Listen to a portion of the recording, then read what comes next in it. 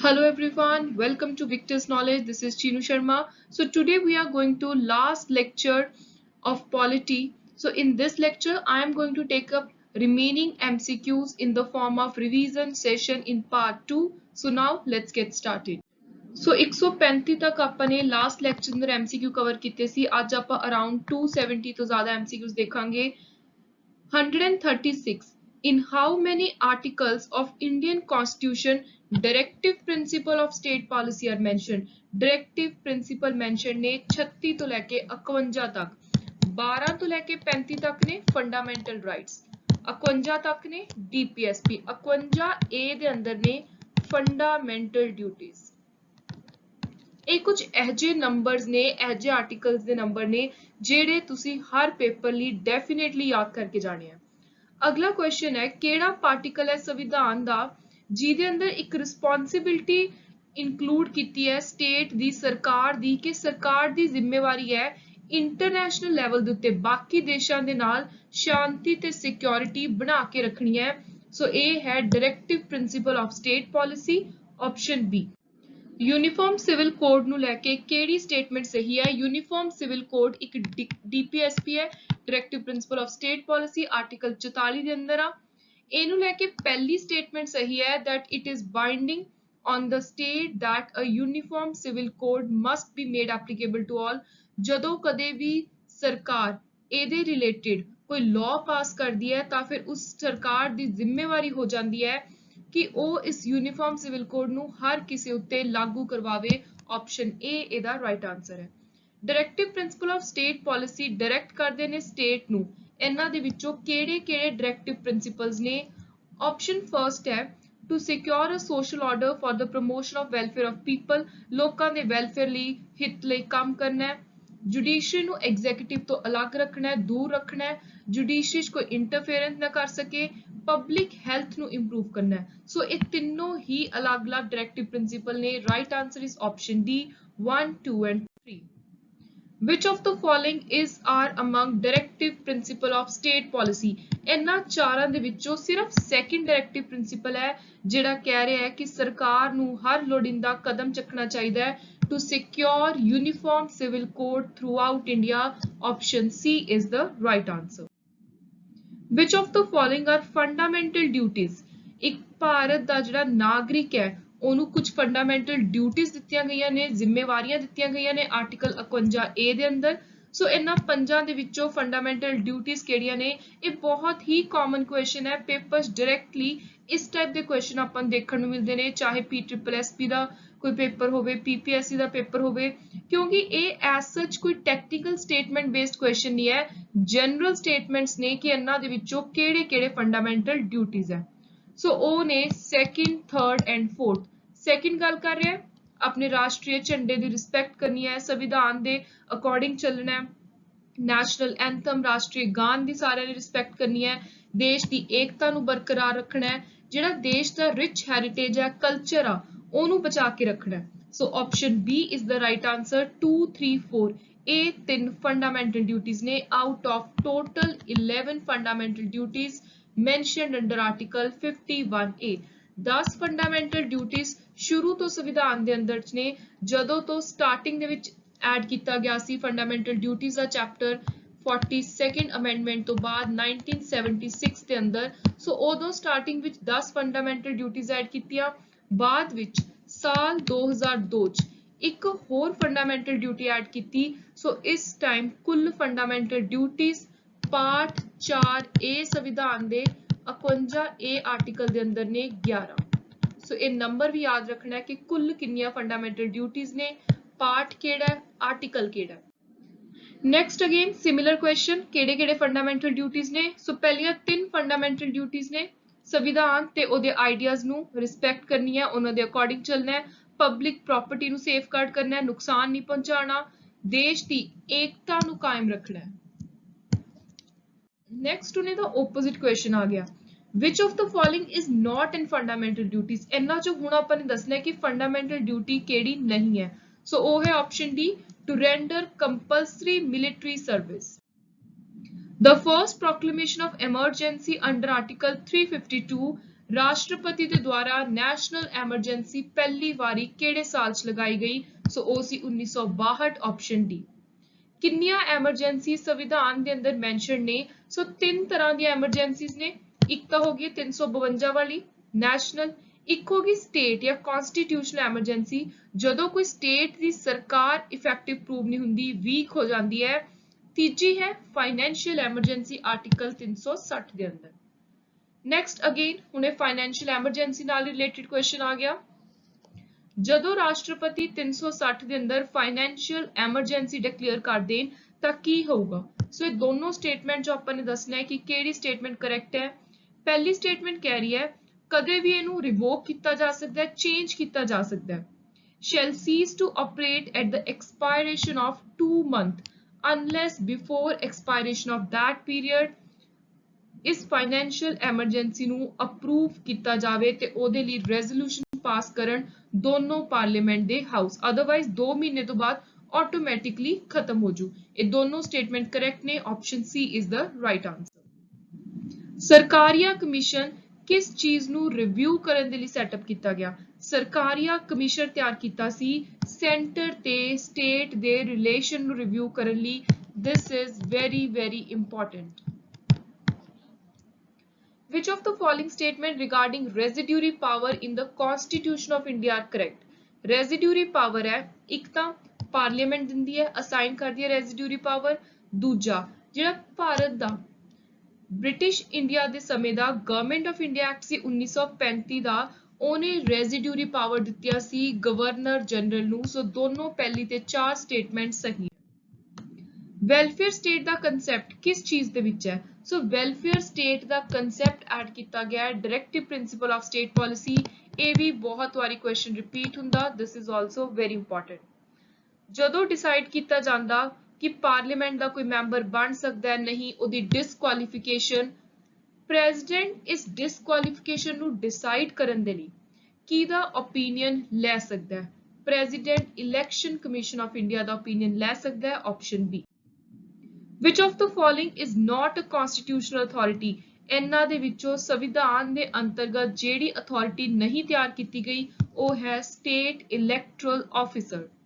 Which of the following commission was set up in pursuance of a definite provision under an article of the Constitution of India? ਇਹਨਾਂ ਚਾਰਾਂ ਦੇ ਵਿੱਚੋਂ ਕਿਹੜਾ commission ਹੈ ਜਿਹਦੇ ਲਈ ਪਾਰਟਿਕੂਲਰ ਆਰਟੀਕਲ ਮੈਂਸ਼ਨਡ ਹੈ ਸੰਵਿਧਾਨ ਦੇ ਅੰਦਰ? ਸੋ ਉਹ ਹੈ ਇਲੈਕਸ਼ਨ ਕਮਿਸ਼ਨ। ਆਪਸ਼ਨ ਸੀ।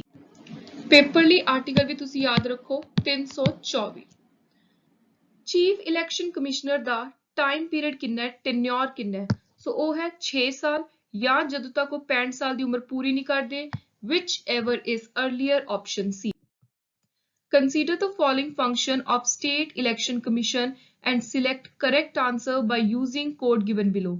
So state election commission ਦੇ functions ਦੀ ਜੇ ਗੱਲ ਕਰੀਏ ਤਾਂ first two correct ਨੇ। option A is the right answer। ਇੱਕ ਤਾਂ ਪੰਚਾਇਤ ਤੇ ਮਿਊਨਿਸਪੈਲਿਟੀ ਦੀਆਂ ਜਦੋਂ ਲੋਕਲ ਲੈਵਲ ਦੀਆਂ ਅਰਬਨ ਤੇ ਰੂਰਲ ਬਾਡੀਜ਼ ਦੀਆਂ ਇਲੈਕਸ਼ਨ ਕਰਾਉਣੀਆਂ ਹੁੰਦੀਆਂ ਨੇ ਉਹਦੇ ਲਈ ਇਲੈਕਟਰਲ ਰੋਲ ਪ੍ਰਿਪੇਅਰ ਕਰਦੀ ਹੈ ਸਟੇਟ ਇਲੈਕਸ਼ਨ ਕਮਿਸ਼ਨ। ਦੂਜਾ ਇਲੈਕਸ਼ਨਸ ਨੂੰ ਕੰਡਕਟ ਵੀ ਇਹੀ ਕਰਵਾਉਂਦੀ ਹੈ। ਸੋ ਦੋ ਮੇਨ ਕੰਮ ਨੇ ਸਟੇਟ ਇਲੈਕਸ਼ਨ ਕਮਿਸ਼ਨ ਦੇ। Option A is the right answer। ਕੌਣ ਡਿਸਾਈਡ ਕਰਦਾ, ਕਿਹੜੀ ਅਥਾਰਟੀ ਡਿਸਾਈਡ ਕਰਦੀ ਹੈ readjust the allocation of seats in Lok Sabha to states and division of each state territorial constituency ਦੇ ਮੁਤਾਬਿਕ? ਇਹ ਇਲੈਕਸ਼ਨਸ ਦੇ ਵਿੱਚ ਗੱਲ ਹੋ ਰਹੀ ਹੈ। ਸੋ ਉੱਥੇ ਪਾਰਲੀਮੈਂਟ ਹੈ ਜਿਹੜੀ ਇੰਡੀਆ ਦੀ ਉਹੀ ਡਿਸਾਈਡ ਕਰਦੀ ਹੈ ਕਿ ਕਿਵੇਂ ਸੀਟਸ ਲੋਕ ਸਭਾ ਇਲੈਕਸ਼ਨ ਦੇ ਲਈ ਰੀਐਡਜਸਟ ਕਰਨੀਆਂ ਨੇ। Chief election commissioner of India. So again question repetitive ਹੈ। Option C is the right answer. Officer of comptroller and auditor general of India ਕਿਵੇਂ ਕ੍ਰੀਏਟ ਕੀਤਾ ਗਿਆ? ਸੋ ਇਹ ਸੰਵਿਧਾਨ ਦੇ ਅੰਤਰਗਤ ਹੀ ਕ੍ਰੀਏਟ ਕੀਤਾ ਗਿਆ। ਪ੍ਰੋਪਰ ਆਰਟੀਕਲ ਮੈਂਸ਼ਨ ਹੈ। Option B is the right answer. Article 148 ਤੋਂ ਲੈ ਕੇ 151 ਤੱਕ ਕੈਗ ਕੰਪਟਰੋਲਰ ਆਡੀਟਰ ਜਨਰਲ ਦੀ ਗੱਲ ਕਰਦੇ ਹਾਂ। Next again comptroller auditor general ਦੇ ਨਾਲ ਰਿਲੇਟਡ ਦੋ ਸਟੇਟਮੈਂਟ ਨੇ ਤੇ ਆਪਾਂ ਨੇ ਦੱਸਣਾ ਹੈ ਕਿਹੜੀ ਸਟੇਟਮੈਂਟ ਕਰੈਕਟ ਹੈ। ਪਹਿਲੀ ਸਟੇਟਮੈਂਟ ਕਹਿ ਰਹੀ ਹੈ ਕਿ ਜਿਹੜਾ ਵੀ ਪੈਸਾ ਕੰਸੋਲੀਡੇਟਡ ਫੰਡ ਆਫ ਇੰਡੀਆ ਚੋਂ ਆਉਂਦਾ ਉਹਦੇ ਉੱਤੇ ਕੋਈ ਕੰਟਰੋਲ ਨਹੀਂ ਹੈ ਕੈਗ ਦਾ। ਦੂਜੀ ਸਟੇਟਮੈਂਟ ਕਿ ਜਿਹੜੀ ਕੈਗ ਦੀ ਟਰਮ ਹੈ ਟੈਨਿਓਰ ਹੈ ਆਫਿਸ ਦਾ ਉਹ ਪਾਰਲੀਮੈਂਟ ਨੇ ਇੱਕ ਐਕਟ ਪਾਸ ਕਰਕੇ ਫਿਕਸ ਕੀਤਾ ਹੋਇਆ ਕਿ ਕਿੰਨੇ ਸਮੇਂ ਦੇ ਲਈ ਕੈਗ ਆਫਿਸ ਸੰਭਾਲੂਗਾ। ਇਹ ਦੋਨੋਂ ਸਟੇਟਮੈਂਟ ਕਰੈਕਟ ਨੇ। Option C is the right answer. The first Public Service Commission in India was set up in the year 1926 on the recommendation of Lee Commission. Absolutely correct. Government of India Act 1935 ने setup ਕੀਤੇ ਸੀ public service commission union level ਤੇ ਵੀ state level ਤੇ ਵੀ federal as well as provincial level. So ਜਿਵੇਂ ਆਪਣੇ ਹੁਣ ਦੇ ਸਮੇਂ ਦੇ ਵਿੱਚ ਹੈ ਜਿਵੇਂ ਉੱਪਰ ਯੂਨੀਅਨ ਪਬਲਿਕ ਸਰਵਿਸ ਕਮਿਸ਼ਨ ਹੈ, ਸਟੇਟ ਲੈਵਲ ਦੇ ਆਪਣੇ ਸਰਵਿਸ ਕਮਿਸ਼ਨ ਨੇ, ਉਸੇ ਤਰ੍ਹਾਂ ਗਵਰਨਮੈਂਟ ਆਫ ਇੰਡੀਆ ਐਕਟ 1935 ਨੇ ਪ੍ਰੋਵਾਈਡ ਕਰਤਾ ਸੀ। ਦੋਨੋਂ ਸਟੇਟਮੈਂਟ ਸਹੀ ਨੇ। Option C is the right answer. Consider the following statement. Assertion ਹੈ, ਇੱਕ ਗੱਲ ਦਾ ਦਾਵਾ ਕੀਤਾ ਜਾ ਰਿਹਾ ਹੈ, ਉਸ ਤੋਂ ਬਾਅਦ ਰੀਜ਼ਨ ਹੈ। ਆਪਾਂ ਨੇ ਦੱਸਣਾ ਕਿ ਕੀ ਐਸਰਸ਼ਨ ਜਿਹੜੀ ਦਾਵਾ ਕੀਤਾ ਜਾ ਰਿਹਾ ਗੱਲ ਦਾ ਉਹਦਾ ਉਰੇ ਇਹ ਜੋ ਰੀਜ਼ਨ ਮੈਂਸ਼ਨਡ ਹੈ ਇਹ ਸਹੀ ਹੈ, ਕਰੈਕਟ ਐਕਸਪਲੇਨੇਸ਼ਨ ਹੈ। ਸਟੇਟਮੈਂਟ ਹੈ all India service violate federal principle of constitution as well as autonomy of state। all India service ਜਿਹੜਾ ਫੈਡਰਲ ਪ੍ਰਿੰਸੀਪਲ ਹੈ ਕਿ ਯੂਨੀਅਨ ਦੀ ਆਪਣੀ ਪਾਵਰ ਹੈ, ਸਟੇਟ ਦੀ ਆਪਣੀ ਪਾਵਰ ਹੈ, ਜੋ ਸੰਵਿਧਾਨ ਨੇ ਇੱਕ ਫੈਡਰਲਿਜ਼ਮ ਦਾ ਕਨਸੈਪਟ ਕ੍ਰੀਏਟ ਕੀਤਾ ਹੈ ਉਸ ਚੀਜ਼ ਤੇ ਅਗੇਂਸਟ ਹੈ ਜੇ ਆਪਾਂ ਪੂਰੇ ਦੇਸ਼ ਦੇ ਲਈ ਇੱਕ ਹੀ ਆਲ ਇੰਡੀਆ ਸਰਵਿਸ ਕ੍ਰੀਏਟ ਕਰਦੇ ਹਾਂ। ਰੀਜ਼ਨ ਹੁਣ ਇਸ ਗੱਲ ਦਾ ਦਿੱਤਾ ਜਾ ਰਿਹਾ ਹੈ ਕਿ ਆਲ ਇੰਡੀਆ ਸਰਵਿਸ ਆਫੀਸਰ ਹੋਣਗੇ ਉਹਨਾਂ ਉੱਤੇ ਸੈਂਟਰਲ ਗਵਰਨਮੈਂਟ ਦੇ ਰੂਲ ਲਾਗੂ ਹੋਣਗੇ, ਸਟੇਟ ਗਵਰਨਮੈਂਟ ਦਾ ਫੁੱਲ ਕੰਟਰੋਲ ਨਹੀਂ ਹੋਊਗਾ। ਸੋ ਐਬਸੋਲੂਟਲੀ ਕਰੈਕਟ ਹੈ। both A and R are individually true ਤੇ R correct explanation ਹੈ A the. Next left side ਤੇ ਨੇ ਫਾਈਨੈਂਸ ਕਮਿਸ਼ਨ ਅਲੱਗ-ਅਲੱਗ, ਰਾਈਟ ਸਾਈਡ ਤੇ ਨੇ ਚੇਅਰਮੈਨ। ਕਿਹੜੇ ਫਾਈਨੈਂਸ ਕਮਿਸ਼ਨ ਦਾ ਕੌਣ ਚੇਅਰਮੈਨ ਬਣਿਆ ਇਹ ਵੀ ਕਈ ਵਾਰੀ ਪੇਪਰ 'ਚ ਆ ਜਾਂਦਾ, ਬਾਕੀ ਤੁਸੀਂ ਰੀਸੈਂਟ ਵਾਲਾ ਯਾਦ ਰੱਖਣਾ ਹੈ। ਇੱਕ ਵਾਰੀ ਉਰੇ ਆਪਾਂ ਮੈਚ ਦੀ ਫੋਲੋਇੰਗ ਦੇਖ ਲੈਂਦੇ ਹਾਂ। ਜਿਹੜਾ ਪਹਿਲਾ ਫਾਈਨੈਂਸ ਕਮਿਸ਼ਨ ਸੀ ਉਹਦੇ ਚੇਅਰਮੈਨ ਸੀ K C Neogy. Very very important, first ਤਾਂ ਤੁਸੀਂ ਡੈਫੀਨੇਟਲੀ ਯਾਦ ਰੱਖਣਾ ਹੈ। ਫੋਰਥ ਫਾਈਨੈਂਸ ਕਮਿਸ਼ਨ ਦੇ ਪੀਵੀ ਰਾਜਾ ਮਨਾਰ, 6ਵੇਂ ਦੇ ਬ੍ਰਹਮਨੰਦ ਰੈਡੀ, 8ਵੇਂ ਦੇ Y B Chavan. Option A is the right answer.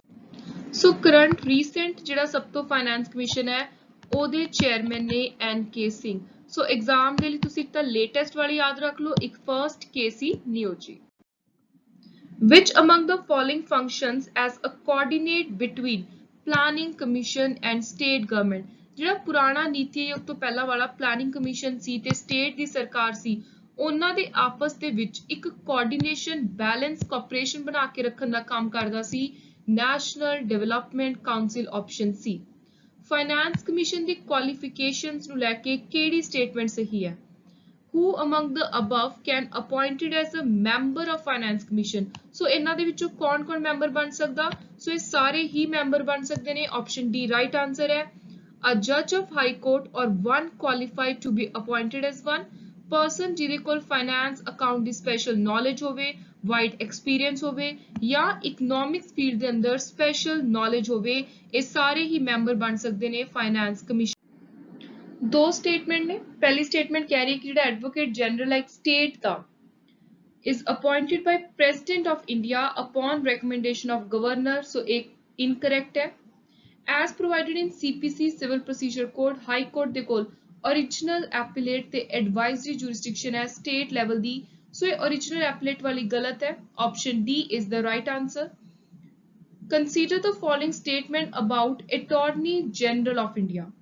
He is appointed by President of India, right? He has the right to take part in proceeding of Parliament, absolutely correct। He has the right of audience in all courts in India, this is also correct। right answer is option D। almost ਇਸੇ type ਦਾ ਮਿਲਦਾ ਜੁਲਦਾ question ਨਾਇਬ ਤਹਿਸੀਲਦਾਰ ਵਿੱਚ ਵੀ ਆਇਆ ਸੀ।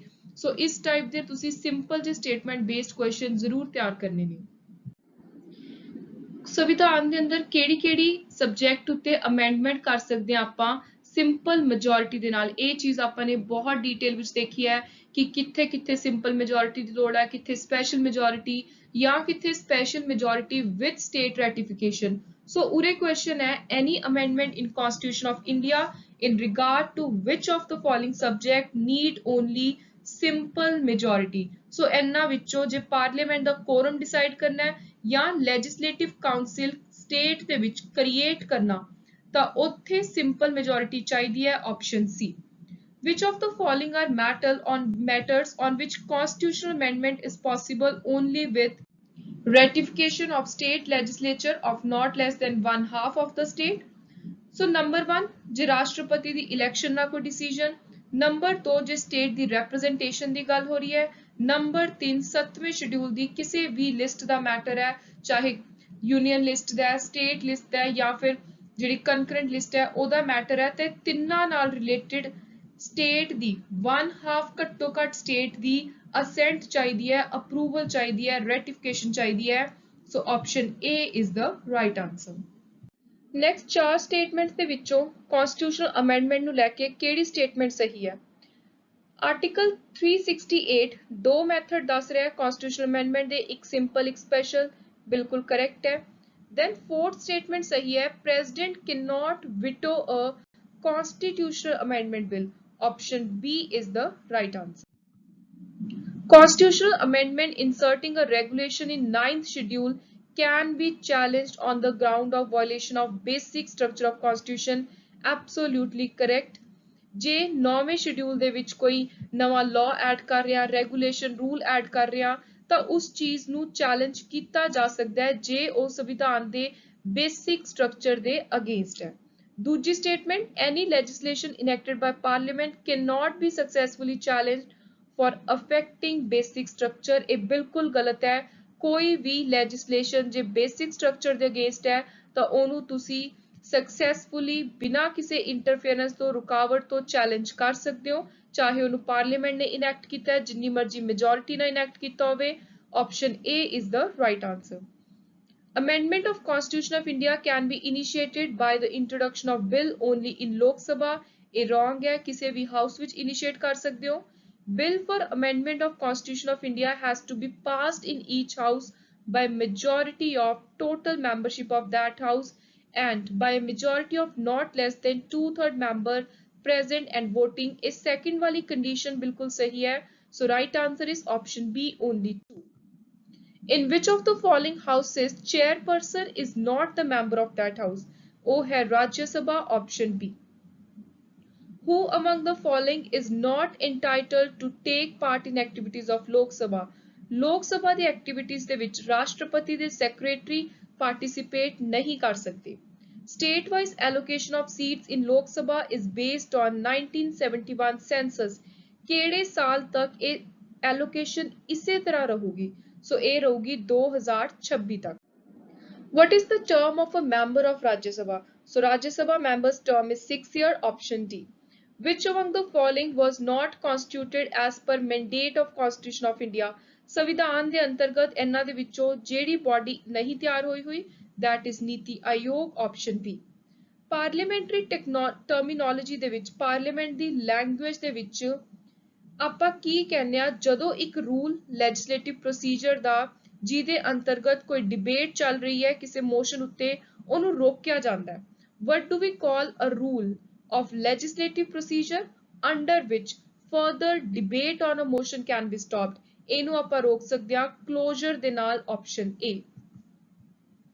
Next, no confidence motion ਦੇ ਨਾਲ related ਚਾਰ statement ਨੇ ਤੇ ਆਪਾਂ ਨੇ ਦੱਸਣਾ ਹੈ ਕਿਹੜੀ ਸਟੇਟਮੈਂਟ ਗਲਤ ਹੈ। ਚਾਰੋਂ ਹੀ ਸਟੇਟਮੈਂਟ ਆਪੋਜ਼ਿਟ ਗੱਲਾਂ ਕਹਿ ਰਹੀਆਂ ਨੇ, ਸੋ ਸਾਰੀਆਂ ਦੀਆਂ ਸਾਰੀਆਂ ਗਲਤ ਨੇ। Right answer is option D. Next, parliament ਦੇ ਜਿਹੜੇ ਦੋਨੋਂ ਹਾਊਸ ਨੇ ਉਥੋਂ ਆਟੋਮੈਟਿਕ ਵੋਟ ਪੈ ਜਾਂਦੀ ਹੈ। ਇੱਕ ਸਿਸਟਮ ਹੈ ਬਟਨ ਦਾ, ਸੀਟ ਤੇ ਬੈਠੇ ਬੈਠੇ ਮੈਂਬਰ ਆਪਣੀ ਵੋਟ ਕਾਸਟ ਕਰਦੇ ਨੇ। ਸੋ ਕਿਹੜਾ ਬਟਨ ਕੀ ਰੈਪਰੈਜ਼ੈਂਟ ਕਰਦਾ ਇਹ ਉਰੇ ਮੈਂਸ਼ਨਡ ਹੈ, ਆਪਾਂ ਨੇ ਦੱਸਣਾ ਹੈ ਕਿਹੜਾ ਕਰੈਕਟਲੀ ਮੈਚ ਹੈ। So only 1 is the right answer. Green button ਦੱਬੇ ਦਾ ਮਤਲਬ ਹੁੰਦਾ ਹੈ yes. Who nominate chairman of Public Account Committee of Indian Parliament? very important। ਇਹ question ਕਾਫੀ ਵਾਰੀ ਰਿਪੀਟ ਹੁੰਦਾ। Public Account Committee ਦੇ chairman ਨੂੰ ਨਿਯੁਕਤ ਕਰਦੇ ਆ ਲੋਕ ਸਭਾ ਦੇ speaker, option A। Who among the following was member of Lok Sabha during his prime ministership? ਉਹ ਸੀ Dr. Manmohan Singh, option D। ਪਹਿਲੇ ਟ੍ਰਾਈਬਲ ਸਪੀਕਰ ਕੌਣ ਸੀ ਲੋਕ ਸਭਾ ਦੇ? P.A. Sangma, option D। Next ਹੈ ਵਾਈਸ ਪ੍ਰੈਜ਼ੀਡੈਂਟ ਦੀ ਇਲੈਕਟਰਲ ਦੇ ਵਿੱਚ ਕੌਣ ਪਾਰਟਿਸਿਪੇਟ ਕਰ ਸਕਦਾ ਹੈ? ਸੋ ਇਹ ਚਾਰੋਂ ਹੀ ਲੋਕ ਸਭਾ, ਰਾਜ ਸਭਾ ਦੇ elected plus nominated member, option D is the right answer. A seat of a MP member of parliament can be declared vacant ਜੇ ਉਹ ਆਪਣੇ ਆਪ ਨੂੰ ਲਗਾਤਾਰ ਕਿੰਨੇ time period ਦੇ ਲਈ absent ਰੱਖੇ, so that is 2 month option B. The privileges enjoyed by members of parliament are parliament ਦੇ ਮੈਂਬਰ ਨੂੰ ਕਿਹੜੀਆਂ-ਕਿਹੜੀਆਂ important privileges ਦਿੱਤੀਆਂ ਜਾਂਦੀਆਂ ਨੇ, ਸੋ ਇਹ ਤਿੰਨੋਂ ਹੀ, ਇੱਕ ਤਾਂ ਅਰੈਸਟ ਨਹੀਂ ਕਰ ਸਕਦੇ certain cases ਦੇ ਵਿੱਚ, ਦੂਜਾ ਜੂਰਰ ਤੇ ਵਿਟਨੈਸ ਤੇ ਅਟੈਂਡੈਂਸ ਤੋਂ exemption ਹੈ, ਥਰਡ ਬੋਲਣ ਦੀ freedom ਹੈ, freedom of speech, option D is the right answer. The form of oath of office of a minister for the Union of India is enshrined in, that is in third schedule, option C. Constitution of India vests the executive power of Indian Union. Executive power है राष्ट्रपति कोल, option B. ਰਾਸ਼ਟਰਪਤੀ ਨੂੰ ਜਦੋਂ impeach ਕਰਨਾ ਹੈ ਤਾਂ ਉਹਦਾ ਜਿਹੜਾ resolution pass ਕੀਤਾ ਜਾਂਦਾ ਹੈ ਕਿਹਦੇ ਦੁਆਰਾ, on the ground of violating constitution, so by 2 houses of parliament, option D. Next ਹੈ ਰਾਸ਼ਟਰਪਤੀ ਆਪਣਾ ਆਫਿਸ ਸੰਭਾਲਣ ਤੋਂ ਪਹਿਲਾਂ ਕਿਸ ਚੀਜ਼ ਦੀ ਸ਼ਪਥ ਲੈਂਦੇ ਨੇ, ਸੋ ਇੱਕ ਤਾਂ to faithfully execute the office, ਸੰਵਿਧਾਨ ਤੇ law ਨੂੰ protect, preserve ਤੇ defend ਕਰਨ ਦੀ, ਆਪਣੇ ਆਪ ਨੂੰ ਦੇਸ਼ ਦੇ ਲਈ ਸਰਵਿਸ ਦੇ ਲਈ ਪੂਰੀ ਤਰ੍ਹਾਂ ਡਿਵੋਟ ਕਰਨ ਦੇ ਲਈ, ਲੋਕਾਂ ਦੇ ਵੈਲ ਬੀਇੰਗ ਦੇ ਲਈ ਡਿਵੋਟ ਕਰਨ ਲਈ, ਸੋ ਇਹ ਤਿੰਨੋਂ ਹੀ oath and affirmation the part ਨੇ, right answer is option D, 1, 2 and 3. President of India has no power to, so ਇਹ incorrect ਨੇ, ਦੋਨਾਂ ਦੇ ਨਾਲ ਹੀ related power ਹੈ, option D is the right answer, neither one nor two. Office of Profit ਬਹੁਤ ਵਾਰੀ qualification ਚ ਆਪਾਂ ਸੁਣਦੇ ਆ, decide ਕੌਣ ਕਰਦਾ ਹੈ ਕਿ ਕੋਈ ਮੈਂਬਰ Office of Profit ਸੰਭਾਲ ਰਿਹਾ ਨਹੀਂ ਸੰਭਾਲ ਰਿਹਾ, ਸੋ ਇਹ decision ਹੈ center level ਤੇ ਰਾਸ਼ਟਰਪਤੀ ਕੋਲ, state level ਤੇ ਗਵਰਨਰ ਕੋਲ. Vacancy of Office of President of India must be filled up within 6 months, option B. Who has the right to seek advisory opinion of Supreme Court of India on any question of law? ਰਾਸ਼ਟਰਪਤੀ ਲੈ ਸਕਦੇ ਨੇ ਜਦੋਂ ਵੀ ਕਦੇ ਉਹਨਾਂ ਨੂੰ ਲੱਗੇ ਕਿ ਸੁਪਰੀਮ ਕੋਰਟ ਦੀ ਕਿਸੇ ਵੀ ਇੰਪੋਰਟੈਂਟ ਟੌਪਿਕ ਉੱਤੇ ਇੰਪੋਰਟੈਂਟ ਕੋਈ ਡਿਸੀਜਨ ਲੈਣ ਲੱਗੇ, ਉਹਨਾਂ ਨੂੰ ਸਪੈਸ਼ਲੀ ਲਾਅ ਦੇ ਨਾਲ ਰਿਲੇਟਡ ਲੀਗਲ ਡਿਸੀਜਨ ਲੈਣ ਲੱਗੇ, ਐਡਵਾਈਸ ਦੀ ਜ਼ਰੂਰਤ ਹੈ, ਸਲਾਹ ਦੀ ਜ਼ਰੂਰਤ ਹੈ, ਤਾਂ ਰਾਸ਼ਟਰਪਤੀ ਲੈ ਸਕਦੇ ਨੇ, option B. Next is very important, ਕਾਫੀ ਵਾਰੀ ਕੁਐਸਚਨ ਰਿਪੀਟ ਹੁੰਦਾ, ਕਾਉਂਸਲ ਆਫ ਮੈਂਬਰਸ ਦੀ ਕਲੈਕਟਿਵ ਰਿਸਪੌਂਸਿਬਿਲਿਟੀ ਕਿਹਨੂੰ ਲੈ ਕੇ ਬਣਦੀ ਹੈ, ਸੋ ਉਹ ਬਣਦੀ ਹੈ ਲੋਕ ਸਭਾ ਨੂੰ. ਕਾਉਂਸਲ ਆਫ ਮਿਨਿਸਟਰ ਨੂੰ ਰਿਜ਼ਾਈਨ ਦੇਣਾ ਪੈਂਦਾ ਜੇ ਮੈਜੋਰਿਟੀ ਮੈਂਬਰ ਕਿਹੜੇ ਹਾਊਸ ਦੇ ਹੋਣ ਜਿਨ੍ਹਾਂ ਦੇ ਅਗੇਂਸਟ ਨੋ ਕੌਨਫੀਡੈਂਸ ਮੋਸ਼ਨ ਪਾਸ ਹੋ ਜਾਵੇ, ਸੋ ਜੇ ਮੈਜੋਰਿਟੀ ਮੈਂਬਰ ਲੋਕ ਸਭਾ ਦੇ ਨੋ ਕੌਨਫੀਡੈਂਸ ਮੋਸ਼ਨ ਕਲੀਅਰ ਨਾ ਕਰਨ, ਉਹਨਾਂ ਦੇ ਅਗੇਂਸਟ ਇਹ ਪਾਸ ਹੋ ਜਾਵੇ, ਤਾਂ ਫਿਰ ਕਾਉਂਸਲ ਆਫ ਮਿਨਿਸਟਰ ਨੂੰ ਰਿਜ਼ਾਈਨ ਦੇਣਾ ਪੈਂਦਾ. Which of the following statement is not correct in relation to Dr. Manmohan Singh? Option C, former representative of India in IMF. In India, Prime Minister remains in office so long as he enjoys the, so ਜਦੋਂ ਤੱਕ ਲੋਕ ਸਭਾ ਚ confidence ਰਹਿੰਦਾ, ਉਹਨਾਂ ਦੀ ਸਾਰੀ council ਟਿਕੀ ਰਹਿੰਦੀ ਹੈ, ਉਦੋਂ ਤੱਕ ਹੀ PM ਟਿਕੇ ਰਹਿੰਦੇ ਆ. Proposal relating to dismissal of Vice President can be presented in, vice president ਦੀ ਡਿਸਮਿਸਲ ਦਾ ਪ੍ਰਸਤਾਵ ਰੱਖਿਆ ਜਾਊਗਾ ਪਹਿਲਾਂ ਰਾਜ ਸਭਾ ਦੇ ਅੱਗੇ, option B. In case president wishes to resign, ਕਿਹਨੂੰ ਆਪਣਾ ਰੈਜ਼ਿਗਨੇਸ਼ਨ ਲੈਟਰ ਲਿਖਣਗੇ, ਰਾਸ਼ਟਰਪਤੀ ਲਿਖਣਗੇ ਉਪ ਰਾਸ਼ਟਰਪਤੀ ਨੂੰ, option C, vice president. Who among the following have held the office of Vice President of India? ਸੋ ਇਹਨਾਂ ਚਾਰਾਂ ਦੇ ਵਿੱਚੋਂ ਨੀਲਮ ਸੰਜੀਵਾ ਰੈਡੀ, ਸ਼ੰਕਰ ਦਇਆਲ ਸ਼ਰਮਾ, ਇਹ ਦੋਨੋਂ ਆਪਣੇ ਦੇਸ਼ ਦੇ ਵਾਈਸ ਪ੍ਰੈਜ਼ੀਡੈਂਟ ਰਹਿ ਚੁੱਕੇ ਹਨ. Department of Border Management is a department of which of the following union ministry? So border management ਆਉਂਦਾ ਹੋਮ ਮਿਨਿਸਟਰੀ ਦੇ ਅੰਦਰ, ਆਪਸ਼ਨ ਬੀ. ਯੂਨੀਅਨ ਗਵਰਨਮੈਂਟ ਦੇ ਨਾਲ ਰਿਲੇਟਡ ਦੋ ਸਟੇਟਮੈਂਟ ਨੇ, ਆਪਾਂ ਨੇ ਦੱਸਣਾ ਕਿਹੜੀ ਸਟੇਟਮੈਂਟ ਕਰੈਕਟ ਹੈ. ਪਹਿਲੀ ਸਟੇਟਮੈਂਟ ਕਹਿ ਰਹੀ ਹੈ Constitution of India provides that all cabinet minister shall be compulsory sitting member of Lok Sabha only. ਇਹ ਗਲਤ ਹੈ. Union Cabinet Secretariat operates under the direction of Ministry of Parliamentary Affairs. This is also wrong. So right answer is option D, neither one nor two. Which of the following are the principles on the basis of which parliamentary system of government in India operate? Parliamentary system mainly ਇਹਨਾਂ ਚਾਰਾਂ ਦੇ ਵਿੱਚੋਂ ਤਿੰਨ ਚੀਜ਼ਾਂ ਦੇ ਉੱਤੇ base ਕੰਮ ਕਰਦਾ ਹੈ. ਇੱਕ ਤਾਂ nominal head ਹੈ, ਤੇ nominal head ਕੌਣ ਹੋ ਗਿਆ, ਪ੍ਰਾਈਮ ਮਿਨਿਸਟਰ. ਰੀਅਲ ਹੈਡ ਕੌਣ ਹੈ ਐਗਜ਼ੀਕਿਊਟਿਵ ਦਾ, president.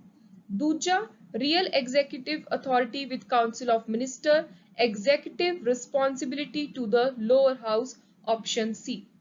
President nominate 12 members of Rajya Sabha on the advice of Council of Ministers. President has absolute power to remove, appoint chairman, member of statutory bodies at his discretion. So only first statement is correct, option A. President may resign by writing to Vice President, A sahi hai. He shall continue notwithstanding expiration of his term to hold office जब तक उन्होंने ਦੇ successor नहीं आ ਜਾਂਦੇ, ਇਹ भी correct है. He is not entitled to hold the office for more than 2 term. ਇਹ incorrect है. ਜਦੋਂ ਮਰਜੀ ਜਿੰਨੀ ਵਾਰੀ ਮਰਜੀ ਇੱਕ ਵਾਰੀ elected president ਦੁਬਾਰਾ ਤੋਂ president ਦੀ election ਵਿੱਚ ਖੜੇ ਹੋ ਸਕਦੇ ਨੇ. So option B is the right answer. Next assertion ਤੇ reason वाला question है.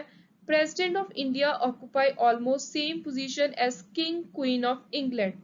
President is ultimately bound to act in accordance with the advice given by Council of Ministers. So option A is the right answer. Both A and R are individually true. R is the correct explanation of A क्योंकि similar pattern Britain Parliament ਦੇ ਵਿੱਚ follow ਕੀਤਾ ਜਾਂਦਾ ਹੈ. Next है Prime Minister ਇਹਨਾਂ ਦੇ ਵਿੱਚੋਂ ਕਿਹੜੀ bodies ਨੂੰ head ਕਰਦੇ ਨੇ. So ਪਹਿਲੀਆਂ 4 bodies ਨੂੰ head ਕਰਦੇ ਨੇ. National Integration Council, Water Resource Council, NDC, Interstate Council. Option C is the right answer and this is very important for exam. Who of the following became Prime Minister after being Chief Minister? ਮੁੱਖ ਮੰਤਰੀ ਬਣਨ ਤੋਂ ਬਾਅਦ ਇਹਨਾਂ ਚੋਂ ਕੌਣ ਪ੍ਰਧਾਨ ਮੰਤਰੀ ਵੀ ਬਣਿਆ. So ਇਹ ਪੰਜੋ ਹੀ PV Narasimha Rao, Charan Singh, HD Devegowda, VP Singh, Morarji Desai. Option C is the right answer. Who among the following was never a deputy PM of India? G.L. Nanda. Option B. Next is when the Vice President of India act as President of India, he performs simultaneous function of Chairman of Rajya Sabha. ਇਹ ਗਲਤ ਹੈ. ਜਦੋਂ Vice President President ਦੀ act ਕਰਨਗੇ, President ਦੀ ਜਗ੍ਹਾ ਦੇ ਉੱਤੇ ਉਹਨਾਂ ਦੀ ਡਿਊਟੀਆਂ ਪਰਫਾਰਮ ਕਰਨਗੇ, ਫਿਰ ਉਹ ਰਾਜ ਸਭਾ ਦੇ ਚੇਅਰਮੈਨ ਵਾਲੀ ਆਪਣੀ ਡਿਊਟੀ ਛੱਡ ਦੇਣਗੇ. President of India can promulgate ordinance at any time except when both houses of parliament are in session. This is correct. 123 article ਇਸ ਚੀਜ਼ ਦੀ ਗੱਲ ਕਰਦਾ. Option B is the right answer. Which of the following pairs of constitutional authority and procedure of appointment are correctly matched?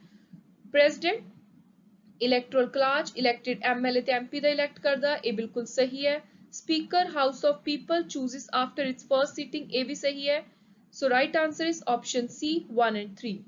Principal of collective responsibility under parliamentary democracy की चीज imply कर दिया है, दर्शांदी है. सो दो चीज़ां, no person shall be nominated to cabinet बिना PM दी मर्जी तो. No person shall be retained as a member of cabinet जे प्राइम मिनिस्टर कह दें that he shall be dismissed. So option D is the right answer. Which of the following power of Prime Minister of India is codified in Constitution of India? संविधान दे अंदर पहली power है power of advising the president as regard appointment of other minister. Which of the following statement relating to election as the president of India are correct? So ये तीनों ही statement सही ने. Option C is the right answer. Age 35 years चाहिदी है. री election ਲਈ eligible ने, एक बार तो ज्यादा ਦੇ ਟਰਮ ਲਈ ਰੀ ਇਲੈਕਟ ਹੋ ਸਕਦੇ ਨੇ.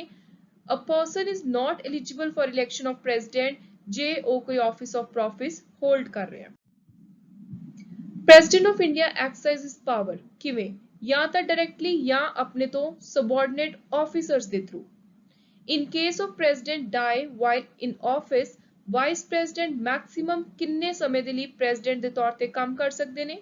So time period is 6 months. उन्ने time periods अगली election conduct करवानी पो. Who among the following is not appointed by the President of India? इन्हां चारां दे विचों Solicitor General of India is not appointed by President of India. Which of the following minister can attend the meeting of cabinet? Cabinet the meeting ਇਹ ਚਾਰੋਂ ही minister attend कर सकते ने. Cabinet minister, Minister of State, Independent Charge, Minister of State, Deputy Minister. Option D is the right answer. राष्ट्रपति दे electoral collage दा कौन हिस्सा है? सो ये क्वेश्चन दी थोड़ी फॉर्म उरे चेंज हुई है, ਇਹਦੇ ਨਾਲ ਕਾਫੀ ਮਿਲਦਾ ਜੁਲਦਾ क्वेश्चन ਆਪਾਂ ਪਹਿਲਾਂ ਦੇਖ ਚੁੱਕੇ ਹਾਂ. सो उरे पहले चार ने ਜਿਹੜੇ, ਇੱਕ ਤਾਂ ਅਪਰ ਹਾਊਸ ਤੇ ਪਾਰਲੀਮੈਂਟ ਜਿਹੜਾ ਰਾਜ ਸਭਾ ਉਹਦੇ ਇਲੈਕਟਿਡ ਮੈਂਬਰ, ਦੂਜਾ elected member of Lok Sabha, elected member of each Vidhan Sabha, elected member of each union territory ਜਿੱਥੇ ਅਸੈਂਬਲੀ ਹੈ ਦਿੱਲੀ ਤੇ ਪੁਡੂਚੇਰੀ, ਇਹ ਚਾਰੋਂ ਜਗ੍ਹਾ ਦੇ ਇਲੈਕਟਿਡ ਮੈਂਬਰ ਰਾਸ਼ਟਰਪਤੀ ਦੀ ਇਲੈਕਟੋਰਲ ਕਲਾਸ ਦਾ ਹਿੱਸਾ ਨੇ। ਸਟੇਟ ਲੈਜਿਸਲੇਚਰ ਦੀ ਜਿਹੜੀ ਲੈਜਿਸਲੇਟਿਵ ਕਾਉਂਸਿਲ ਹੈ, ਅਪਰ ਹਾਊਸ ਹੈ, ਵਿਧਾਨ ਪਰਿਸ਼ਦ ਹੈ, ਉਹਦੇ elected member president of India the election 'ਚ ਹਿੱਸਾ ਨਹੀਂ ਲੈਂਦੇ। This is what you have to keep in mind. Which of the following constitutional provisions facilitate union control over state? So union the state over control ਇਹਨਾਂ ਦੇ ਵਿੱਚੋਂ ਜਿਹੜੀਆਂ ਸੰਵਿਧਾਨਿਕ provision provide ਕਰਾਉਂਦੀਆਂ ਨੇ, ਇੱਕ ਹੈ first all India service, ਦੂਜਾ grant in aid ਜਿਹੜੀ union state ਨੂੰ ਦਿੰਦੀ ਹੈ, ਤੀਜਾ interstate council, option D is the right answer. What does the judicial review function of Supreme Court mean? ਇਹਦਾ ਮਤਲਬ ਹੈ ਸੰਵਿਧਾਨ ਦੇ ਅੰਦਰ ਕਿਸੇ provision ਦੀ ਜਾਂ ਕਿਸੇ ਵੀ ਐਕਟ ਦੀ ਕੋਈ law ਪਾਸ ਕਰਤਾ ਪਾਰਲੀਮੈਂਟ ਨੇ, ਆਪਾਂ ਨੂੰ ਲੱਗ ਰਿਹਾ ਜੁਡੀਸ਼ਰੀ ਨੂੰ ਲੱਗ ਰਿਹਾ ਕਿ ਉਹ ਐਕਟ ਹੈ ਜਿਹੜਾ ਸੰਵਿਧਾਨ ਦੇ ਪ੍ਰਿੰਸੀਪਲ ਪ੍ਰੋਵੀਜ਼ਨ ਦੇ ਅਕੋਰਡਿੰਗ ਨਹੀਂ ਹੈ, ਤਾਂ ਉਹਨੂੰ ਦੁਬਾਰਾ ਤੋਂ ਐਗਜ਼ੈਕਟਿਵ ਲੈਜਿਸਲੇਚਰ ਦੇ ਦੁਆਰਾ ਪਾਸ ਕੀਤਾ ਹੋਇਆ ਕੋਈ law ਹੈ, ਕੋਈ rule ਹੈ, ਕੋਈ decision ਹੈ, ਜੇ ਜੁਡੀਸ਼ਰੀ ਨੂੰ ਲੱਗੇ ਕਿ ਉਹ ਕਨਸਟੀਟਿਊਸ਼ਨ ਦੇ ਮੁਤਾਬਿਕ ਸਹੀ ਨਹੀਂ ਹੈ, ਉਹਦੀ ਵੈਲਿਡਿਟੀ ਚੈੱਕ ਕਰਨੀ ਹੈ, ਉਹਦੀ ਕਨਸਟੀਟਿਊਸ਼ਨੈਲਿਟੀ ਚੈੱਕ ਕਰਨੀ ਹੈ, ਤਾਂ ਉੱਥੇ ਜੁਡੀਸ਼ਰੀ ਉਹਨੂੰ ਦੁਬਾਰਾ ਤੋਂ ਐਗਜ਼ਾਮਿਨ ਕਰ ਸਕਦੀ ਹੈ। ਇਸੇ ਚੀਜ਼ ਨੂੰ ਕਿਹਾ ਜਾਂਦਾ ਹੈ judicial review. Dispute regarding election of president vice president are decided by, ਜੇ ਰਾਸ਼ਟਰਪਤੀ ਤੇ ਉਪ ਰਾਸ਼ਟਰਪਤੀ ਦੀ ਇਲੈਕਸ਼ਨ ਨੂੰ ਲੈ ਕੇ ਕੋਈ ਵੀ ਡਿਸਪਿਊਟ ਹੈ, ਇਸ਼ੂ ਹੈ, ਤਾਂ ਇਹਦੀ ਸੁਣਵਾਈ ਸੁਪਰੀਮ ਕੋਰਟ ਕਰੂਗੀ, option C, and this is very very important for exam. ਕੌਣ ਇਹ ਜੇ ਚੀਫ ਜਸਟਿਸ ਆਫ ਇੰਡੀਆ ਸੀ ਜਿਹੜੇ ਬਾਅਦ ਵਿੱਚ ਰਾਸ਼ਟਰਪਤੀ ਵੀ ਬਣੇ? ਸੋ ਉਹ ਸੀ ਜਸਟਿਸ ਐਮ ਹਿਦਾਇਤੁੱਲਾ, ਇਹਨਾਂ ਨੇ ਐਕਟ ਕੀਤਾ as president of India, option A. ad hoc judges ਦੀ ਅਪਾਇੰਟਮੈਂਟ ਕਿੱਥੇ ਪ੍ਰੋਵਾਈਡਡ ਹੈ? By Indian constitution, so it is in supreme court, option A. ਕੌਣ ਡਿਸਾਈਡ ਕਰਦਾ ਕਿ ਸੁਪਰੀਮ ਕੋਰਟ ਦੇ ਜੱਜਿਸ ਦੀ ਤਨਖਾਹ ਕਿੰਨੀ ਹੋਊਗੀ? So it is determined by parliament, option ਸੀ। ਆਪਣੀ ਖੁਦ ਦੀ ਕਿਸੇ ਜਜਮੈਂਟ ਨੂੰ ਆਰਡਰ ਨੂੰ ਦੁਬਾਰਾ ਤੋਂ ਰਿਵਿਊ ਕਰਨਾ ਸੁਪਰੀਮ ਕੋਰਟ ਨੇ, ਤਾਂ ਉਹਦੀ ਪਾਵਰ ਸੰਵਿਧਾਨ 'ਚ ਦਿੱਤੀ ਹੋਈ ਹੈ article 137, option A. Who is the custodian of Indian constitution? Indian ਦੇ ਕਨਸਟੀਟਿਊਸ਼ਨ ਦਾ, ਇੰਡੀਆ ਦੇ ਸੰਵਿਧਾਨ ਦਾ ਕਸਟੋਡੀਅਨ ਹੈ, ਜੋ ਉਹਦੀ ਕਸਟਡੀ ਹੈ, ਜਿਹਦੇ ਕੋਲ ਸੰਭਾਲ ਕੇ ਰੱਖਣ ਦੀ ਮੇਨ ਰਿਸਪੌਂਸਿਬਿਲਿਟੀ ਹੈ, ਸੁਪਰੀਮ ਕੋਰਟ ਦੇ ਕੋਲ, option D. Who has the right to transfer any case anywhere in India? That is with Supreme Court, option D. ਸੰਵਿਧਾਨ ਦਾ ਅਸਲੀ ਮਤਲਬ ਲੋਕਾਂ ਤੱਕ ਕੀ ਸਮਝਾਉਣਾ ਹੈ, ਕੀ ਪਹੁੰਚਾਉਣਾ ਹੈ, ਇੰਟਰਪ੍ਰੀਟੇਸ਼ਨ ਕਰਨ ਦੀ ਫਾਈਨਲ ਅਥਾਰਟੀ, ਫਾਈਨਲ ਹੱਕ ਕਿਹਦੇ ਕੋਲ ਹੈ? ਸੋ ਉਹ ਹੈ ਸੁਪਰੀਮ ਕੋਰਟ, ਆਪਸ਼ਨ ਡੀ। ਜਦੋਂ ਪਬਲਿਕ ਇੰਟਰਸਟ ਲਿਟੀਗੇਸ਼ਨ PIL ਪਹਿਲੀ ਵਾਰੀ ਦਾਖਲ ਕੀਤੀ ਸੀ, ਇੰਡੀਅਨ ਜੁਡੀਸ਼ੀਅਲ ਸਿਸਟਮ 'ਚ ਇੰਟਰੋਡਿਊਸ ਕੀਤੀ ਸੀ, ਉਸ ਸਮੇਂ ਦੇਸ਼ ਦੇ ਚੀਫ ਜਸਟਿਸ ਕੌਣ ਸੀ? ਸੋ ਚੀਫ ਜਸਟਿਸ ਸੀ, ਆਪਸ਼ਨ ਸੀ, PN ਭਗਵਤੀ। ਜੁਡੀਸ਼ੀਅਲ ਰਿਵਿਊ ਦਾ ਜਿਹੜਾ ਡਾਕਟ੍ਰਿਨ ਹੈ ਪਾਰਸ਼ੀਅਲ ਐਨਲਮੈਂਟ ਦਾ, ਕਿਹੜੇ ਆਰਟੀਕਲ ਦੇ ਵਿੱਚ ਹੈ? ਸੋ ਪਾਰਸ਼ੀਅਲ ਐਨਲਮੈਂਟ ਇਜ਼ ਗਿਵਨ ਅੰਡਰ ਆਰਟੀਕਲ 13। ਪਾਰਸ਼ੀਅਲ ਐਨਲਮੈਂਟ ਦਾ ਮਤਲਬ ਹੈ, ਮੰਨ ਲਓ ਕੋਈ ਪੂਰਾ ਦਾ ਪੂਰਾ ਐਕਟ ਹੈ, ਲਾਅ ਹੈ, ਉਹਦੀ ਕੋਈ ਇੱਕ ਅੱਧੀ ਪ੍ਰੋਵੀਜ਼ਨ, ਇੱਕ ਅੱਧੀ ਗੱਲ ਹੈ ਵਿੱਚੋਂ ਜਿਹੜੀ ਸੰਵਿਧਾਨ ਦੇ ਅਗੇਂਸਟ ਆ, ਤਾਂ ਜੁਡੀਸ਼ਰੀ ਦੇ ਕੋਲ ਇੱਕ ਰਾਈਟ ਹੈ ਕਿ ਉਹ ਆਰਟੀਕਲ 13 ਦੇ ਅੰਦਰ ਸਿਰਫ ਜਿੰਨਾ ਪਾਰਟ ਸੰਵਿਧਾਨ ਦੇ ਅਗੇਂਸਟ ਹੈ ਉਹਨੂੰ void declare ਕਰ ਦੇਵੇ, ਉਹਨੂੰ ਰੱਦ ਕਰ ਦੇਵੇ, ਬਾਕੀ ਪਾਰਟ ਉਸ law the as it is ਚੱਲਦਾ ਰਹੇ। ਸੁਪਰੀਮ ਕੋਰਟ ਨੂੰ ਐਡਵਾਈਜ਼ਰੀ ਜੁਰਿਸਡਿਕਸ਼ਨ ਕਿਹੜਾ ਆਰਟੀਕਲ ਦਿੰਦਾ ਹੈ? ਇਹ ਬਹੁਤ ਇੰਪੋਰਟੈਂਟ ਕੁਐਸਚਨ ਹੈ, ਕਾਫੀ ਸਾਰੀਆਂ ਫਾਰਮਸ 'ਚ ਰਿਪੀਟ ਵੀ ਹੋ ਚੁੱਕਿਆ ਹੈ।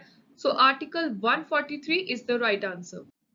ਰੀਜ਼ਨੇਬਲ ਰਿਸਟ੍ਰਿਕਸ਼ਨ ਅੰਡਰ 19(2) ਕਿਹੜੇ ਗਰਾਊਂਡ ਉੱਤੇ ਇੰਪੋਜ਼ ਕੀਤੀਆਂ ਜਾ ਸਕਦੀਆਂ ਨੇ? So reasonable restriction contempt of court ਉੱਤੇ ਲਗਾ ਸਕਦੇ ਹੋ। In Indian Constitution, power to issue a writ of habeas corpus ਕਿਹਦੇ ਕੋਲ ਹੱਕ ਹੈ? ਸੋ ਭਾਰਤ ਦੇ ਸੰਵਿਧਾਨ ਦੇ ਅੰਦਰ habeas corpus ਦਾ ਹੱਕ ਹੈ ਸੁਪਰੀਮ ਕੋਰਟ ਤੇ ਹਾਈ ਕੋਰਟ ਕੋਲ, ਆਪਸ਼ਨ ਸੀ। ਫੈਡਰਲ ਕੋਰਟ ਭਾਰਤ ਦੇ ਅੰਦਰ ਪਹਿਲੀ ਵਾਰੀ ਕਦੋਂ ਸੈਟਅਪ ਕੀਤੀ ਗਈ? ਸੋ ਫੈਡਰਲ ਕੋਰਟ ਦੀ ਗੱਲ ਹੋਈ ਸੀ ਗਵਰਨਮੈਂਟ ਆਫ ਇੰਡੀਆ ਐਕਟ 1935, ਉਸ ਐਕਟ ਦੇ ਪਾਸ ਹੋਣ ਤੋਂ ਆਲਮੋਸਟ 1.5 ਸਾਲ ਬਾਅਦ ਹੀ 1937 ਦੇ ਵਿੱਚ ਫੈਡਰਲ ਕੋਰਟ ਆ ਗਈ ਸੀ ਭਾਰਤ ਦੀ, ਜਿਹੜੀ ਅੱਜ ਦੇ ਸਮੇਂ ਦੀ ਸੁਪਰੀਮ ਕੋਰਟ ਹੈ। Judicial review signifies that the Supreme Court, option C, can review cases whose decision have been given by High Court. High court ਨੇ ਜੇ ਕੋਈ ਡਿਸੀਜਨ ਮੰਨ ਲਓ ਦੇਤਾ, ਤਾਂ ਉਹ ਦੁਬਾਰਾ ਤੋਂ ਸੁਪਰੀਮ ਕੋਰਟ ਕਦੇ ਵੀ ਦੇਖ ਸਕਦੀ ਹੈ, ਰਿਵਿਊ ਕਰ ਸਕਦੀ ਹੈ, ਉਹਦਾ ਡਿਸੀਜਨ ਬਦਲ ਵੀ ਸਕਦੀ ਹੈ। Judicial review in Indian Constitution is based on which of the following? So judicial review based a procedure established by law options. To be eligible to be appointed as judge of Supreme Court of India, how long a person should have been practiced as a high court lawyer? So high court ਦੇ ਅੰਦਰ ਘੱਟੋ ਘੱਟ 10 ਸਾਲ ਦੀ practice ਹੋਣੀ ਚਾਹੀਦੀ ਹੈ as an advocate. The number of judges can be modified in Supreme Court by Parliament by law option C. ਕਿਹੜੇ ਸਾਲ ਦੇ ਵਿੱਚ supreme court of India establish ਕੀਤੀ ਗਈ? So it came into being in 1950 January 28. Minimum number of judges who are to sit for the purpose of deciding any case involving any substantial question of law for the purpose of hearing any reference under Article 143 shall be. So minimum number of judges is option A 5. Supreme Court has exclusive jurisdiction under which of the following article in relation to? So Supreme Court ਦੇ ਕੋਲ federal cases ਦੇ ਵਿੱਚ exclusive jurisdiction है. Next is special leave petition power of Supreme Court does not extend to which of the following judgment decree? So that is any court or tribunal constituted by or under any law relating to armed forces. So ਆਪਾਂ ਨੇ ਜਦੋਂ topic ਕੀਤਾ ਸੀ fundamental rights ਦਾ ਉਦੋਂ ਵੀ ਦੇਖਿਆ ਸੀ ਕਿ ਕਿੱਥੇ ਕਿੱਥੇ armed forces, military law, ਇਹ ਸਾਰੀਆਂ ਚੀਜ਼ਾਂ ਐਗਜ਼ੈਂਪਟਡ ਨੇ ਕਾਫੀ, ਜਿਵੇਂ ਫੰਡਾਮੈਂਟਲ ਰਾਈਟ ਦੀ ਇਨਫੋਰਸਮੈਂਟ ਵਿੱਚ ਵੀ। So same supreme court special leave petition ਦੀ ਜਿਹੜੀ ਪਾਵਰ ਹੈ ਉਹ ਐਕਸਟੈਂਡ ਨਹੀਂ ਕਰ ਸਕਦਾ ਜਿੱਥੇ ਕਿਤੇ ਇਹ ਆਰਮਡ ਫੋਰਸ ਨਾਲ ਰਿਲੇਟਡ ਕੋਈ ਜਜਮੈਂਟ ਜਾਂ ਡੀਕਰੀ ਹੈ। Option D is the right answer. Next ਜਿਹੜਾ ਪਿਛਲਾ ਕੁਐਸਚਨ ਕੀਤਾ ਆਲਮੋਸਟ ਉਸੇ ਦੇ ਨਾਲ ਹੀ ਰਿਲੇਟਡ ਹੈ, ਥੋੜਾ ਜਿਹਾ ਫਾਰਮ ਚੇਂਜ ਹੈ। ਸੁਪਰੀਮ ਕੋਰਟ ਦੀ ਜਿਹੜੀ ਸਪੈਸ਼ਲ ਲੀਵ ਟੂ ਅਪੀਲ ਵਾਲੀ ਪਾਵਰ ਹੈ ਇਹਨੂੰ ਲੈ ਕੇ ਕਿਹੜੀ ਸਟੇਟਮੈਂਟ ਗਲਤ ਹੈ? ਸੋ ਉਹ ਹੈ ਆਪਸ਼ਨ ਬੀ। ਆਪਸ਼ਨ ਬੀ ਕਹਿ ਰਹੀ ਹੈ ਕਿ ਸੁਪਰੀਮ ਕੋਰਟ ਦੀ ਜਿਹੜੀ ਆਰਟੀਕਲ 136 ਵਾਲੀ ਸਪੈਸ਼ਲ ਪਾਵਰ ਹੈ ਮਿਲਟਰੀ ਕੋਰਟ ਉੱਤੇ ਵੀ ਐਪਲੀਕੇਬਲ ਹੁੰਦੀ ਹੈ। ਸੋ ਇਹ ਰੋਂਗ ਹੈ। ਮਿਲਟਰੀ ਕੋਰਟ ਇਨਕਲੂਡਿੰਗ ਮਿਲਟਰੀ ਟ੍ਰਾਈਬਿਊਨਲ ਉਹਨਾਂ ਦੇ ਡਿਸੀਜਨ ਦੇ ਅਗੇਂਸਟ ਆਪਾਂ 136 ਵਾਲੀ ਸੁਪਰੀਮ ਕੋਰਟ ਦੀ ਪਾਵਰ ਯੂਜ਼ ਨਹੀਂ ਕਰ ਸਕਦੀ। ਨੈਕਸਟ ਦੋ ਸਟੇਟਮੈਂਟ ਦੇ ਵਿੱਚੋਂ ਕਿਹੜੀ ਸਟੇਟਮੈਂਟ ਕਰੈਕਟ ਹੈ? So the correct one is only first option A is the right answer. Next again तीन statement ने, so we have to tell कि केड़ी statement सही है। All these three are correct. Right answer is option A. Common Civil Code the idea ਜਿਹੜਾ article 44 ਚ ਪਾਇਆ ਗਿਆ ਹੈ। In certain respect, High Court in India have been given more extensive power than Supreme Court, ਜਿਵੇਂ fundamental rights ਦੀ enforcement ਦਾ writs ਵਾਲਾ power ਹੈ, और writ वाली पावर सुप्रीम कोर्ट तो ज्यादा है हाई कोर्ट को। Supreme court of India, the first fully independent court for the country, was set up under the Constitution of India in 1950. Absolutely correct. So right answer is option A. Next again दो statement ने, which of the following is correct? Maximum number of judges of Supreme Court in India is prescribed in Constitution of India. This is correct. Maximum number of member of UPSC is prescribed in Constitution of India. This is incorrect. So only first statement is correct here. Which of the following jurisdiction of Indian judiciary cover public interest litigation? PIL cover कर दिया है appellate jurisdiction, option B. Original jurisdiction है ਜਿਹੜੀ Supreme Court ਦੀ ਕਿੱਥੇ ਤੱਕ extend ਹੁੰਦੀ ਹੈ? It extends to dispute between Government of India and one or more state, and this is most repetitive question. ਕਾਫੀ ਵਾਰੀ PSSB ਦੇ ਪੇਪਰਸ ਇਹ ਡਾਇਰੈਕਟਲੀ ਕੁਐਸਚਨ ਦੇਖਣ ਨੂੰ ਮਿਲਿਆ ਹੈ।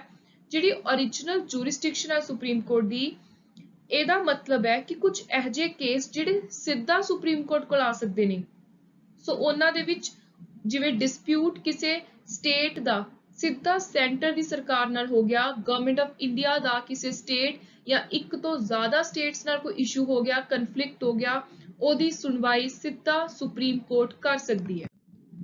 Power of supreme court of India to decide dispute between centre state, ਇਸ jurisdiction ਦਾ ਨਾਮ ਹੈ original jurisdiction, option B. Electoral dispute arising out of president and vice president election ਕੌਣ settle ਕਰਦਾ? ਉਹਨੂੰ settle ਕਰਦੀ ਹੈ supreme court. Which of the following statement about Indian judiciary is not correct? ਗਲਤ ਹੈ ਜਿਹੜੀ, ਉਹ ਹੈ option C. ਹਰ ਸਟੇਟ ਦੀ ਆਪਣੀ ਅਲੱਗ ਹਾਈ ਕੋਰਟ ਹੈ। This is wrong. Supreme court ਦੇ ਜੱਜ ਨੇ ਜੇ ਰੈਜ਼ਿਗਨੇਸ਼ਨ ਦੇਣੀ ਹੈ ਤਾਂ ਰੈਜ਼ਿਗਨੇਸ਼ਨ ਲੈਟਰ ਕਿਹਨੂੰ ਲਿਖਣਗੇ? ਸੋ ਉਹ ਲਿਖਣਗੇ ਰਾਸ਼ਟਰਪਤੀ ਨੂੰ, the president, option B. Who among the following shall have the right of audience in all courts in the territory of India in performance of his duty? Very very important. ਇਹ question ਬਹੁਤ ਵਾਰੀ paper 'ਚ repeat ਹੁੰਦਾ ਹੈ। So ਉਹ authority ਹੈ attorney general. Chief justice ਹੈ ਜਿਹੜੇ ਹਾਈ ਕੋਰਟ ਦੇ, ਉਹਨਾਂ ਨੂੰ ਕੌਣ ਨਿਯੁਕਤ ਕਰਦਾ ਹੈ? ਹਾਈ ਕੋਰਟ ਦੇ ਚੀਫ ਜਸਟਿਸ ਨੂੰ ਅਪਾਇੰਟ ਕਰਦੇ ਹੈ president of India, option B. Which high court has jurisdiction over state of Arunachal Pradesh? So ਉਹ ਹੈ Guwahati, option A. Which among the following union territory has a judicial commissioner? So a judicial commissioner authority है दमन and दिउ, option C. ਇੱਕ high court ਹੈ ਜਿਹੜੀ ਉਹਦੇ ਕੋਲ ਦੋ ਤੋਂ ਜ਼ਿਆਦਾ ਸਟੇਟਸ ਦੀ ਵੀ ਜੂਰਿਸਡਿਕਸ਼ਨ ਹੋ ਸਕਦੀ ਹੈ ਜੇ ਪਾਰਲੀਮੈਂਟ ਇਸ ਚੀਜ਼ ਉੱਤੇ ਅਪਰੂਵਲ ਦੇਵੇ, ਡਿਸੀਜਨ ਲਵੇ। ਸੋ ਜੇ ਪਾਰਲੀਮੈਂਟ ਚਾਹੇ ਤਾਂ ਅਲਾਉ ਕਰ ਸਕਦੀ ਹੈ ਕਿ ਕੋਈ ਵੀ ਇੱਕ ਹਾਈ ਕੋਰਟ ਦੋ ਤੋਂ ਜ਼ਿਆਦਾ ਸਟੇਟ ਜਾਂ ਜਿਵੇਂ ਇੱਕ ਸਟੇਟ ਇੱਕ ਯੂਨੀਅਨ ਟੈਰੀਟਰੀ, ਦੋ ਸਟੇਟਸ ਇੱਕ ਯੂਨੀਅਨ ਟੈਰੀਟਰੀ, ਇਸ ਟਾਈਪ ਦੇ ਨਾਲ ਜੂਰਿਸਡਿਕਸ਼ਨ ਕੰਡਕਟ ਕਰ ਸਕਦੀ ਹੈ। Committee appointed in 1977 to review working of Panchayati Raj ਕਿਹਨੇ ਚੇਅਰ ਕੀਤੀ ਸੀ? ਸੋ ਇਹ 1977 ਵਾਲੀ ਕਮੇਟੀ ਅਸ਼ੋਕ ਮਹਿਤਾ ਨੇ ਚੇਅਰ ਕੀਤੀ। ਕਿਹੜਾ ਆਰਟੀਕਲ ਹੈ ਸੰਵਿਧਾਨ ਦਾ ਜਿਹੜਾ ਪੰਚਾਇਤੀ ਰਾਜ ਇੰਸਟੀਟਿਊਸ਼ਨ ਦੀ ਗੱਲ ਕਰਦਾ ਹੈ? ਸੋ ਪੰਚਾਇਤੀ ਰਾਜ ਇੰਸਟੀਟਿਊਸ਼ਨ ਹੋਣੇ ਚਾਹੀਦੇ ਨੇ, ਵਿਲੇਜ ਪੰਚਾਇਤ ਆਰਗੇਨਾਈਜ਼ ਕਰਵਾਉਣੀਆਂ ਚਾਹੀਦੀਆਂ ਨੇ। ਇਸ ਚੀਜ਼ ਦੀ ਸਟੇਟ ਨੂੰ ਰਿਸਪੌਂਸਿਬਿਲਿਟੀ ਦਿੱਤੀ ਸੀ ਆਰਟੀਕਲ 40 ਡੀਪੀਐਸਪੀ ਨੇ। Which of the following is not a ਪੰਚਾਇਤੀ ਰਾਜ ਇੰਸਟੀਟਿਊਸ਼ਨ? ਇਹਨਾਂ ਦੇ ਵਿੱਚੋਂ ਗ੍ਰਾਮ ਕੋਆਪਰੇਟਿਵ ਸੁਸਾਇਟੀ ਹੈ ਜਿਹੜੀ, ਇਹ ਪੰਚਾਇਤੀ ਰਾਜ ਇੰਸਟੀਟਿਊਸ਼ਨ ਨਹੀਂ ਹੈ। ਬਾਕੀ ਗ੍ਰਾਮ ਸਭਾ ਹੋਗੀ, ਗ੍ਰਾਮ ਪੰਚਾਇਤ, ਨਿਆਏ ਪੰਚਾਇਤ, ਇਹ ਸਾਰੀਆਂ ਪੰਚਾਇਤੀ ਰਾਜ ਇੰਸਟੀਟਿਊਸ਼ਨ ਦਾ ਪਾਰਟ ਹੈ। When was ਪੰਚਾਇਤੀ ਰਾਜ ਸਿਸਟਮ introduced India? ਭਾਰਤ ਦੇ ਅੰਦਰ ਪੰਚਾਇਤ ਵਾਲਾ ਸਿਸਟਮ 1959 ਚ ਇੰਟਰੋਡਿਊਸ ਹੋ ਗਿਆ ਸੀ। Which of the following is a source of income for gram panchayat? Gram panchayat ਦਾ ਮੇਨ ਇਨਕਮ ਦਾ ਸਾਧਨ ਹੈ duties, option D. Constitution of India mandates election of ਪੰਚਾਇਤੀ ਰਾਜ। ਕਿੰਨੇ ਸਾਲਾਂ ਦੇ ਗੈਪ ਬਾਅਦ ਪੰਚਾਇਤੀ ਰਾਜ ਦੀਆਂ ਰੈਗੂਲਰ ਇਲੈਕਸ਼ਨਸ ਕਰਵਾਈਆਂ ਜਾਣਗੀਆਂ? So time period is 5 year, option D. 73rd amendment ਕਿਸ ਚੀਜ਼ ਨਾਲ ਡੀਲ ਕਰਦੀ ਹੈ? 73rd amendment is related to ਪੰਚਾਇਤੀ ਰਾਜ। Which one of the following states started Panchayati Raj institution soon after 73rd Constitutional Amendment Act was passed? ਜਦੋਂ ਹੀ Amendment Act ਪਾਸ ਕੀਤਾ ਗਿਆ, ਇਹਨਾਂ ਚਾਰਾਂ ਚੋਂ ਕਿਹੜੀ ਸਟੇਟ ਸੀ ਜਿਨੇ ਨਾਲ ਦੀ ਨਾਲ ਪੰਚਾਇਤੀ ਰਾਜ ਇੰਸਟੀਟਿਊਸ਼ਨ ਅਡਾਪਟ ਕਰ ਲਿਆ? ਸੋ ਉਹ ਸੀ Karnataka, option A. Ashok Mehta committee ਸੀ ਜਿਹੜੀ, ਉਹਨੇ ਜ਼ਿਆਦਾ ਐਮਫੈਸਿਸ ਕਿਸ ਚੀਜ਼ ਉੱਤੇ ਦਿੱਤਾ? ਉਹਨੇ ਕਿਹਾ ਕਿ ਜ਼ਿਲ੍ਹਾ ਪ੍ਰੀਸ਼ਦ ਹੋਣਾ ਚਾਹੀਦਾ, option D. Which of the following Indian state has no ਪੰਚਾਇਤੀ ਰਾਜ institution? ਪੰਚਾਇਤ ਦਾ ਸਿਸਟਮ ਨਾਗਾਲੈਂਡ ਵਿੱਚ ਨਹੀਂ ਹੈ, option D. Functions to be assigned to panchayat by 73rd amendment are mentioned in। Panchayat ਦੇ ਕੋਲ ਕਿਹੜੇ-ਕਿਹੜੇ ਫੰਕਸ਼ਨਸ ਨੇ, ਪੰਚਾਇਤ ਕਿਹੜੇ-ਕਿਹੜੇ ਕੰਮ ਕਰ ਸਕਦੀ ਹੈ, ਉਹਦੀ ਗੱਲ ਹੁੰਦੀ ਹੈ 11ਵੇਂ ਸ਼ਡਿਊਲ ਦੇ ਅੰਦਰ। ਤੇ ਜਿਹੜਾ 12ਵਾਂ ਸ਼ਡਿਊਲ ਹੈ ਇਹਦੇ ਚ ਗੱਲ ਹੁੰਦੀ ਹੈ ਮਿਊਨਿਸਪੈਲਿਟੀਜ਼ ਦੀ urban local body. Provision regarding panchayat municipalities ਕਿਹੜੇ ਸਾਲ ਦੇ ਵਿੱਚ ਸੰਵਿਧਾਨ 'ਚ ਐਡ ਕੀਤੀਆਂ? ਸੋ ਉਹ ਸੀ 1992 ਦਾ ਸਾਲ, ਆਪਸ਼ਨ ਬੀ। ਪੰਚਾਇਤੀ ਰਾਜ is organized at village, block and district level। ਇਹਨੂੰ 3-tier system ਕਿਹਾ ਜਾਂਦਾ ਹੈ। Panchayati Raj institution at block level, block level ਉੱਤੇ ਦਾ ਨਾਮ ਹੈ panchayat samiti, option B.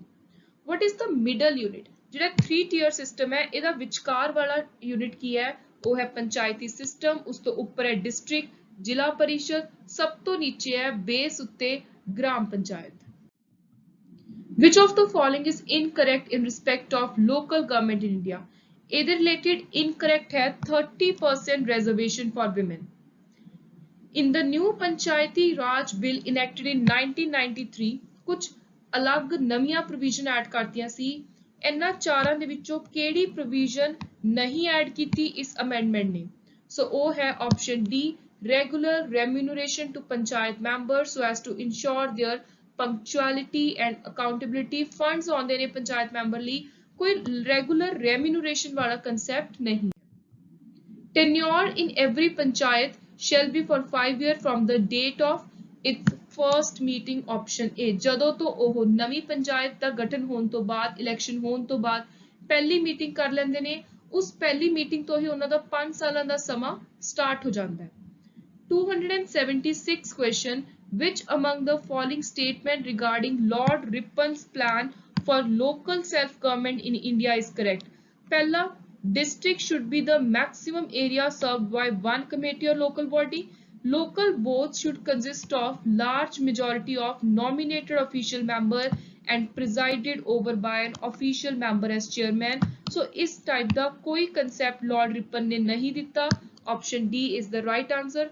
Lord Ripon simply village level ਦਾ ਜਿਹੜਾ ਪੰਚਾਇਤੀ ਸਿਸਟਮ ਹੈ ਉਹਨੂੰ ਹੋਰ ਜ਼ਿਆਦਾ strong ਕਰਨਾ ਚਾਹੁੰਦੇ ਸੀ. ਨੈਕਸਟ ਹੈ ਕਿਹੜੀ ਸਟੇਟ ਹੈ ਜਿੱਥੇ 50% ਵਿਮਨ ਰਿਜ਼ਰਵੇਸ਼ਨ ਲੀਗਲਾਈਜ਼ ਕੀਤੀ ਹੋਈ ਹੈ ਪੰਚਾਇਤੀ ਰਾਜ ਇੰਸਟੀਟਿਊਸ਼ਨ ਵਿੱਚ. ਸੋ ਇਹ ਚਾਰੋਂ ਸਟੇਟਸ ਹੀ 50% ਰਿਜ਼ਰਵੇਸ਼ਨ ਪ੍ਰੋਵਾਈਡ ਕਰ ਰਹੀਆਂ ਨੇ. Option D is the right answer. Bihar, Uttarakhand, MP ਤੇ ਹਿਮਾਚਲ. ਲਾਸਟ ਕੁਐਸਚਨ ਹੈ ਅੱਜ ਦਾ ਆਪਣਾ ਐਮਸੀਕਿਊ ਸੀਰੀਜ਼ ਦਾ. ਕਿਹੜਾ ਐਕਟ ਹੈ ਜਿਹੜਾ ਰਿਜ਼ਰਵੇਸ਼ਨ ਪ੍ਰੋਵਾਈਡ ਕਰਦਾ ਹੈ ਵਿਮਨ ਐਸਸੀ ਤੇ ਐਸਟੀ ਨੂੰ ਮਿਊਨਿਸਪੈਲਿਟੀ ਵਿੱਚ? Municipality urban local body. So ਇਹਦੇ ਲਈ ਅਮੈਂਡਮੈਂਟ ਹੈ 74th constitutional amendment. Very important. ਇਹ ਜਿਹੜੀ 73rd ਹੈ ਇਹ ਪੰਚਾਇਤੀ ਰਾਜ ਨਾਲ ਰਿਲੇਟਡ ਹੈ. 74th is related to municipality. So option D is the right answer.